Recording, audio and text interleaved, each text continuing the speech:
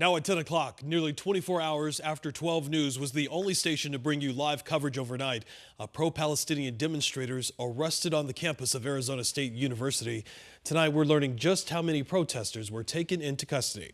12 News journalist Jade Cunningham live for us tonight at the Maricopa County Jail, where the majority of those demonstrators are still waiting to be released tonight. Jade. Good evening. Yes, they are waiting. ASU actually in the last few hours confirming that now 72 people were arrested at last night's protest and that 15 of the people arrested are ASU students. Tonight, though, people gathering out here outside the facility where those arrested are currently being held in custody. They are waiting for those people to be released. You can see there is a crowd here. They are waiting to be here for most of the night and into the early morning hours. But take a look at this video. This actually is video showing that first protester released from custody. It happened around 8:30 tonight. There was cheers, there was applause, a lot of hugs. More people have trickled out since. Others, I'm told, may not be released for hours. People here, though, telling me they don't care. They will be here for as long as it takes. Now, ASU again, saying that 72 people arrested for trespassing charges for last night's protest. Maricopa County Attorney Rachel Mitchell saying in a statement earlier, the courts, not the county attorney, determine if probable cause exists in the cases, and she intends to monitor each case closely, that the people involved must be held accountable for their actions. The crowd here consisting of friends, family members, one woman telling me off camera her husband was arrested, others saying they just wanted to come out here to show their support. That includes one woman who told me she was at yesterday's protest but left before police stepped in. She told me earlier about how she was feeling. Really, honestly, just sad for everything that's going on, for such a peaceful protest. And I was there all day, and the consistent message all day was that we are there to promote peace, to fight for all the Palestinian lives that have been lost and are currently in danger, and we just want them to be safe. So to have people arrested for fighting for just safety is heartbreaking. So tonight's gathering comes actually just a few hours after another pro-Palestinian protest was held at ASU near Gamage Auditorium. This is video of that protest. We brought that to you live at 6 o'clock, and you can see it was very peaceful. There were people standing there holding signs. They were chanting. They were waving flags as cars and people walked by. Many of those people then coming here to tonight's gathering again to wait for all 72 people to be released from custody. This is a developing story. We will be out here. You can stay with 12 News on air and online at 12news.com as we continue to follow this developing situation. Jonathan? It is 12 News journalist Jade Cunningham live at the Maricopa County Jail for us tonight. Jade, thank you. Meanwhile today, pro-Palestinian protests continuing on college campuses all across America. Law enforcement had to be called in to remove demonstrators in California. The campus of Cal State Polytechnic University Humboldt says they will be closed for the rest of the semester because of the ongoing protests. The university says that students will continue working remotely until then. The university is citing the demonstration as well as the continued occupation of two buildings for that closure. Back here at home tonight, evacuation orders remain in place after a train derailment triggering an explosion near the Arizona-New Mexico border Friday. Right now, a stretch of Interstate 40 remains closed in both directions.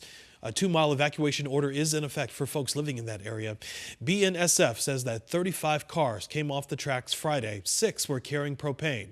According to preliminary information from the National Transportation Safety Board, 2 of those cars ignited. So far, no injuries have been reported, but BNSF says they're monitoring air quality and fire conditions. Tonight, we now know the name of one of 2 men shot and killed Friday afternoon in Avondale.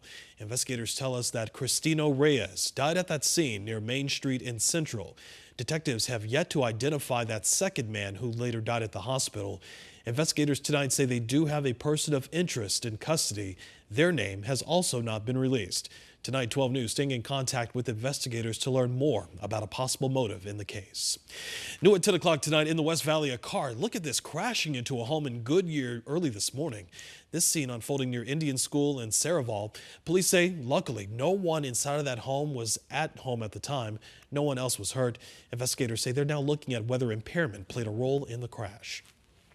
Happening tomorrow, a walk in the East Valley will be held to honor Preston Lord. That walk part of an effort to show support for his family and their continued push for justice in his murder. You may remember the 16-year-old was beaten at a Halloween party last year and died days later. That walk set to kick off Sunday night at 6:30 at the Queen Creek Police Department. If you do plan to attend, you're encouraged to wear the color orange and to also bring a light that you can walk with. All right, so it's a sign that summer is basically already here. The Salt River officially opening for tubing this weekend. The river's open 7 days a week from 9 in the morning until 6:30 in the evening. You'll launch northeast of Mesa, then the river takes you through a beautiful stretch of the Tonto National Forest. According to the Maricopa County Sheriff's Office, the first day of the season, well, it went off without a hitch from a safety standpoint, they say. Officials just ask that you be prepared and plan ahead before you float. If you have a little bit too much to drink, the river can be dangerous. We always have drownings here at the river, and we want to avoid that kind of stuff. When you see our airboat out there, you see the sheriff's deputies out there on the airboat, they're not out there just, for a ride. They're actually responding to medical calls. So when you see us out there, please do us a favor, make way, because we're out there responding to an emergency call. No different from a patrol car on the roadway. Our airboat is our patrol car here at the river.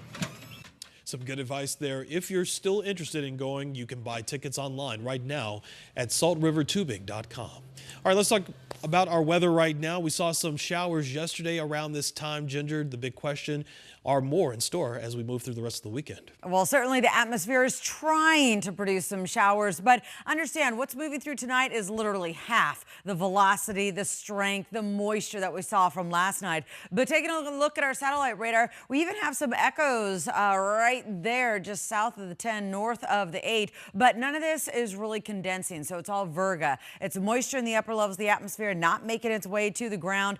We call them radar echoes, as you can see right here. Looks like there's possibly some potential near McCormick Ranch and around the Scottsdale area. But as I put this in motion, follow along. Really, the storm has about 30 to 45 more minutes before it's going to lift. Overnight, it's looping around. We still have a little bit of cloud cover out there, but as far as any measurable rainfall, less than 10% opportunity for that to happen. And if we see anything, it's going to be rim country, Superstition Mountains, north areas, so not necessarily the metro. What you're looking for tomorrow, though, is the net result, meaning temperatures that continue to be on the mild side. Bulk of the day will be spent in the 70s. We will hit the 80s. We're back to basics after being below the normal range. Numbers are getting back to their normal range, but then popping on Monday, and numbers are going to continue to climb through Wednesday. But hey, the winds of change once again is returning.